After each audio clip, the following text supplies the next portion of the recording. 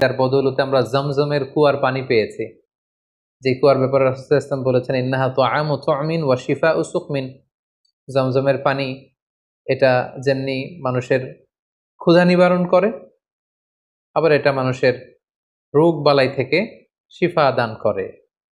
পাশাপাশি কুরবানির যে বিধান, অর্থাৎ জিলহজের 10 তারিখে আমরা যে কুরবানি করি ঈদুল আজহার দিন, এই কুরবানির বিধানটাও কিন্তু সাইয়েদানা ইসমাঈল আলাইহিস সালামের কারণে আমরা পেয়েছি, আমরা শুনবো সামনে।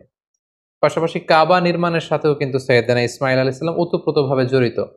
কারণ ইব্রাহিম আলাইহিস সালাম প্রধান রাজমিস্ত্রির ভূমিকায় অবতীর্ণ হয়েছিলেন, আর উনার সাথে সাপোর্ট দেওয়ার জন্য, সহযোগিতার জন্য সাইয়েদানা ইসমাঈল আলাইহিস সালাম পাথর বয়ে বয়ে পাথর টেনে পিতার হাতে দিতেন।